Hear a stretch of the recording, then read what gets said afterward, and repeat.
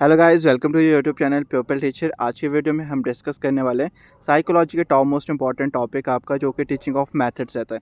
यहाँ से अक्सर क्वेश्चंस आपके एचपी टेट और जेबीटी कमीशंस में पूछे जाते हैं। तो सबसे पहला मेथड आपका स्टार्ट होता है लेक्चर मेथड। आपके पास व्याख्या विधि इम्पॉर्टेंट चीज़ है यहाँ से कि आखिर जो लेक्चर मेथड है ये किसने दिया है, या फिर इसके फादर कौन है या प्रतिपादक कौन है। तो lecture method given by Pluto. आपके पास जो लेक्चर मेथड है उसके जनक आपके पास यहाँ पे रहेंगे प्लूटो। और अक्सर क्वेश्चन यहाँ से पूछा जाता है कि प्लूटो ने कौन सी विधि दी है।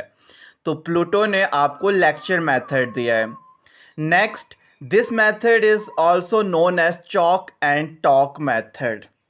लेक्चर मेथड का अन्य नाम आपके पास रखा गया है चॉक एंड टॉक मेथड, क्योंकि अब आप देखोगे जब भी लेक्चर्स दिए जाते हैं वहाँ पे अक्सर या तो चॉक या तो टॉक यानी कि बोल करके कराया जाता है। अक्सर मेनली चॉक का यूज़ अक्सर थोड़े से चीज़ों को दिखाने के लिए किया जाता है। बाकी वहाँ पे कोई भी आपके पास अन्य जो टीचिंग एड्स है उनका प्रयोग नहीं किया जाता। इसीलिए लेक्चर मेथड का अन्य नाम भी अक्सर पूछा जाता है, तो chalk and talk method. Next बात है इसकी, ये सबसे ओल्डेस्ट और ट्रेडिशनल मेथड है। टीचिंग का सबसे पुरानी विधि आपसे कभी भी पूछी जाती है तो आपके पास लेक्चर मेथड है, जिसका प्रयोग आपके पास गुरुकुल समय से किया जा रहा है। वहाँ पर भी सबको लेक्चर्स दे के वहाँ पे करवाया जाता था। इसीलिए सबसे ओल्डेस्ट मेथड भी अगर कभी पूछा जाता है तो आपके पास लेक्चर मेथड है। This method is also known as a teacher centred method. Lecture method को यहाँ पे अध्यापक केंद्रीय विधि के नाम से जाना जाता है, टीचर सेंटर्ड मेथड, क्योंकि यहाँ पे टीचर मेन रोल प्ले करता है। जो लेक्चर है वो केवल टीचर्स के द्वारा वहाँ पे दिया जाता है और बच्चे वहाँ पे केवल सुनने का काम करते हैं। लेक्चर मेथड्स में आपके जो टीचर होते हैं वो एक्टिव होते हैं और जो स्टूडेंट्स होते हैं वो पैसिव रोल प्ले करते हैं। अक्सर पूछ लेते हैं कि लेक्चर मेथड में एक्टिव रोल किसका रहता है, तो टीचर्स का, क्योंकि सारे के सारे लेक्चर्स टीचर्स को प्रोवाइड करने हैं। और अगर आपसे पूछा जाता है कि जो लेक्चर मेथड है वहाँ पे पैसिव रोल कौन प्ले कर रहा है, तो स्टूडेंट्स वहाँ पे पैसिव रोल प्ले करते हैं, क्योंकि उनका वहाँ पे बहुत कम, ना के बराबर यहाँ पे रोल रहता है। साथ ही साथ जो आपके पास लेक्चर मेथड है ये यूज़फुल है हायर क्लासेस के लिए। लेक्चर मेथड उपयोगी रहता है आपके पास हाई लेवल की क्लासेस के लिए, जहाँ पे सिलेबस बहुत वास्ट होता है। लेक्चर मेथड का प्रयोग आप कभी भी जो प्राइमरी लेवल्स होते हैं वहाँ पे नहीं कर सकते, क्योंकि बच्चे को हर एक चीज़ खुद से लिखा के करनी पड़ती है। अगर आप प्राइमरी लेवल में लेक्चरी मेथड का प्रयोग करते हो तो वहाँ पे जो बच्चे हैं उनको समझने में बहुत डिफ़िकल्टीज आती है। तो ये चीज़ भी अक्सर पूछी जाती है कि जो आपके पास व्याख्या विधि है ये किन कक्षाओं के लिए उपयोगी है, तो हाई लेवल के लिए। प्राइमरी लेवल के लिए लेक्चर मेथड आपका उपयोगी नहीं है। नेक्स्ट मेथड हमारा स्टार्ट होता है डेमोन्स्ट्रेशन मेथड, यानी कि प्रदर्शन विधि। देखो, डेमोन्स्ट्रेशन मेथड के नाम से पता चल रहा है जहाँ पे कि डेमोस की बात की जाती है। और जो आपके पास डेमोन्स्ट्रेशन मेथड है ये ज़्यादातर यूज़ किया जाता है साइंस और मैथमेटिक्स टीचिंग्स के लिए। जब भी विज्ञान और गणित को पढ़ाया जाता है तो उस समय अक्सर आपके पास प्रदर्शन विधि का प्रयोग किया जाता है। अब वो कैसे, देखो, जब साइंस करवाई जाती है वहाँ पे एक्सपेरिमेंट्स होते हैं, तो सबसे पहले टीचर वहाँ पे डेमो दे के बच्चे को सिखाता है कि आपको इस तरह से रोल करना है। उसके बाद बच्चे उस एक्सपेरिमेंट को कंडक्ट करते हैं, यानी कि डेमो के थ्रू बच्चे वहाँ पे सीखते हैं।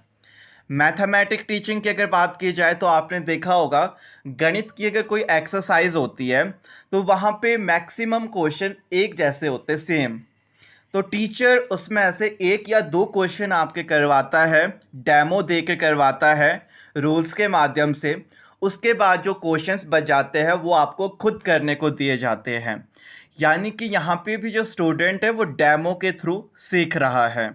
इस बात को ध्यान देना। और यहाँ पे जो डेमोन्स्ट्रेशन मेथड होता है ये भी आपका अक्सर टीचर सेंटर्ड ही मेथड रहता है। आपका जो डेमोन्स्ट्रेशन मेथड है, प्रदर्शन विधि है, इसको भी अध्यापक केंद्रीय विधि के नाम से जाना जाता है, क्योंकि छात्र को स्वयं कार्य करने का अवसर प्राप्त नहीं होता है। और एक और बात है यहाँ पे, जो डेमोन्स्ट्रेशन है इसका अर्थ आपके पास डेमोज, जो कि किसी भी पर्टिकुलर एक्टिविटी और कॉन्सेप्ट को करने के लिए आपको प्रेरित करता है। तो डेमोन्स्ट्रेशन मेथड से अक्सर यही क्वेश्चन आता है कि ये आपके लिए चाइल्ड सेंटर्ड है या टीचर सेंटर्ड है। तो डेमोन्स्ट्रेशन मेथड आपका टीचर सेंटर्ड मेथड है। साथ ही साथ ये आपको हेल्प करता है साइंस और मैथमेटिक्स टीचिंग्स के लिए।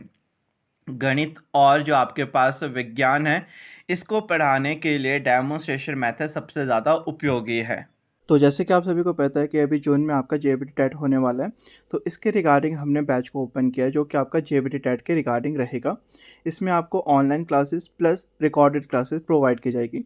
जो भी आपकी ऑनलाइन क्लास होगी वो आपको रिकॉर्डेड करके भी ग्रुप में शेयर की जाएगी। साथ ही साथ आपको नोट्स और पीडीएफ पे ग्रुप में प्रोवाइड करवाए जाएंगे। प्रीवियस ईयर्स के क्वेश्चंस पेपर भी आपको सॉल्व करने को दिए जाएंगे। तो अगर आप में से कोई भी जेईई टेट के बैच को ज्वाइन करना चाहता है, तो मेरा व्हाट्सएप नंबर आपको स्क्रीन पे दिख रहा है, आप इस पे मैसेज कर सकते हो। आपकी जो एडमिशन्स है वो स्टार्ट हो चुकी है। 3 मार्च से पहले पहले आप अपनी सीट्स को बुक करवा देना, क्योंकि 3 मार्च के बाद हम किसी को भी फिर बैच में एंट्री नहीं देंगे। और जितना भी आपके आजकल क्लासेस चली है, ठीक है, 3 मार्च तक आप कभी भी क्लास में ज्वाइन कर सकते हो। जितनी भी आपकी क्लासेस छूट जाती है बीच में, सारे का सारा आपको करवाया जाएगा। जो भी टॉपिक्स आजकल हमारी क्लासेस में चल रहे हैं, वो सारे के सारे टॉपिक्स आपको अप्रैल के मंथ में करवाए जाएंगे। तो आप जब भी चाहो तो अपनी सीट्स को बुक करवा सकते हो, बट 3 मार्च से पहले पहले। नेक्स्ट मेथड स्टार्ट होता है ह्यूरिस्टिक या फिर आपके पास डिस्कवरी मेथड, यानी कि खोज विधि। ध्यान देना, जो आपके डिस्कवरी मेथड है या फिर ह्यूरिस्टिक मेथड है, इन दोनों के जो प्रतिपादक है, जनक या फिर फादर, आपके पास आर्मस्ट्रॉन्ग। ये क्वेश्चन अक्सर पूछा जाता है आपसे कि डिस्कवरी मेथड्स के जनक कौन है या फिर ह्यूरिस्टिक मेथड के जनक कौन है, तो आपका आंसर रहेगा आपका आर्मस्ट्रॉन्ग। नेक्स्ट बात, जो ह्यूरिस्टिक का अर्थ होता है वो होता है फाइंडिंग थ्रू एक्सपीरियंस, यानी कि अपने अनुभवों से खोजना। आपसे अक्सर क्वेश्चन कभी पूछा जाए कि द टर्म ह्यूरिस्टिक मीन्स, तो ह्यूरिस्टिक का जो अर्थ है आपके पास फाइंडिंग थ्रू एक्सपीरियंस, यानी कि जितने भी आपके अनुभव है उसके द्वारा खोजना। ये जो मेथड होता है ये लर्नर्स को हेल्प करता है उनके प्रॉब्लम को सॉल्व करने के लिए और समस्या के समाधान तक पहुंचने के लिए। By this method the learner reach the solution and learn from it. यही बात है, जो आपका डिस्कवरी मेथड है, यहाँ पे जो बच्चा होता है वो करके सीखता है। मेनली हर एक चीज़ को डिस्कवर करेगा। अगर कोई भी समस्या होती है तो उसके समाधान तक पहुँचने के लिए डिस्कवरी या फिर आपका जो ह्यूरिस्टिक मेथड है ये सबसे बेस्ट मेथड होता है। Next, this method helps in the development of scientific attitude. आपके पास जो ह्यूरिस्टिक या फिर डिस्कवरी मेथड है ये बच्चों में साइंटिफिक एटीट्यूड को डेवलप करता है। नेक्स्ट है सेल्फ कॉन्फिडेंस, आत्मविश्वास इसके द्वारा बढ़ता है। जैसे अभी बताया, बच्चा करके सीखता है। और डिस्कवरी ह्यूरिस्टिक मेथड इम्पॉर्टेंट है समस्या का समाधान करने के लिए, प्रॉब्लम के सॉल्यूशन तक पहुंचने के लिए हेल्प करता है। जब एक पर्सन अपनी समस्या का समाधान करने में सक्सेस हो गया तो उसका सेल्फ कॉन्फिडेंस यहाँ पे खुद ब खुद बढ़ जाएगा। नेक्स्ट बात है ओरिजिनलिटी। आपके पास जो डिस्कवरी मेथड है और ह्यूरिस्टिक मेथड है ये आपका ओरिजिनलिटी के ऊपर बेस्ड रहता है।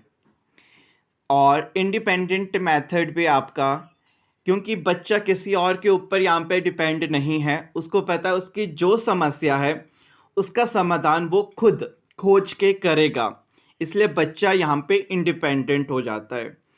साथ ही साथ इंक्रीज थिंकिंग पावर, बच्चे की जो चिंतन शक्ति है उसका भी विकास होता है, क्योंकि जब समस्या का समाधान करना है तो वहाँ पे सोचना पड़ेगा, चिंतन करना पड़ेगा, जिसके द्वारा उसकी जो चिंतन प्रक्रिया है या चिंतन की शक्ति है वो यहाँ पे बढ़ जाएगी।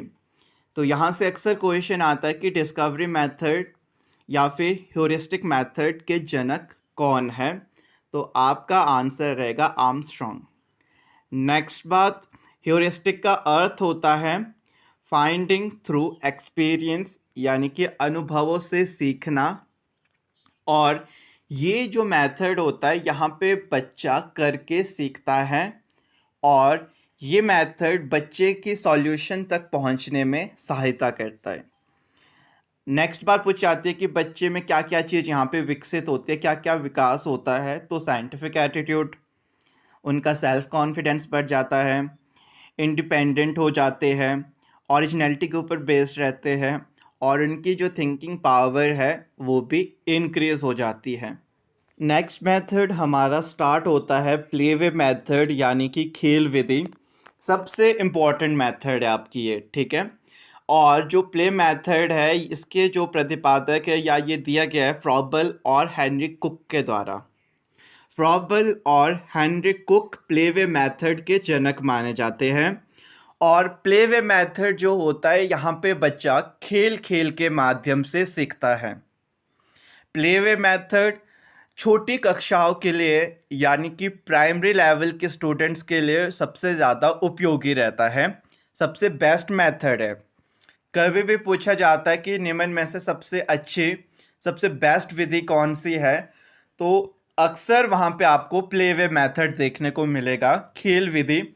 क्योंकि यहाँ पे बच्चा बिना किसी दबाव के सीख रहा है खेल के माध्यम से, ठीक है। और जो आपके पास प्ले वे मेथड होता है इसके कुछ सिद्धांत है, प्रिंसिपल्स है। पहला आपके पास आता है लर्निंग बाय डूइंग, यानी कि करके सीखना। प्ले वे मेथड के माध्यम से बच्चा करके सीखता है। अब करके कैसे सीखता है, देखो छोटी क्लासेस में जब बच्चों को खेल खेल के माध्यम से कोई भी चीज़ करवाई जाती है, जैसे कि रंगों के नाम, बेटा हरा कलर कहाँ है, तो बच्चा उस हरे कलर को देखेगा, ढूंढेगा, छोटा खेल खेल के। या फिर काउंटिंग उनको खेल खेल के माध्यम से करवाई जाए, क्लास में स्टूडेंट्स है, हर एक बच्चों से एक एक बार काउंटिंग बोलनी जाए, 1, फिर दूसरा बच्चा 2, फिर तीसरा बच्चा 3। इस तरह से बच्चा यहाँ पे साथ में एजुकेशन भी गेन कर रहा है, साथ ही में उसका खेल भी हो रहा है। इसीलिए प्ले वे मेथड को लर्निंग बाय डूइंग के नाम से जाना जाता है। नेक्स्ट है ये आपका प्रिंसिपल ऑफ इंडिविजुअल डिफरेंस के ऊपर बेस्ड है, क्योंकि हर एक व्यक्ति के अलग अलग रुचि रहती है, अलग अलग इंटरेस्ट रहता है, तो अलग अलग रूप से बच्चा इसको खेल को खेलता है। नेक्स्ट है आपके पास चाइल्ड सेंटर्ड मेथड, बाल केंद्रित विधि है, सबसे इम्पॉर्टेंट बात। क्योंकि अक्सर आपसे पूछा जाता है कि जितनी भी टेक्निक्स हो, चाहे जितने भी मेथड्स हो या जितनी भी टीचिंग एड्स हो, वो आखिर किस सेंटर्ड होनी चाहिए, तो हमेशा चाइल्ड सेंटर्ड। इसीलिए प्ले वे मेथड को सबसे बेस्ट टीचिंग मेथड माना जाता है।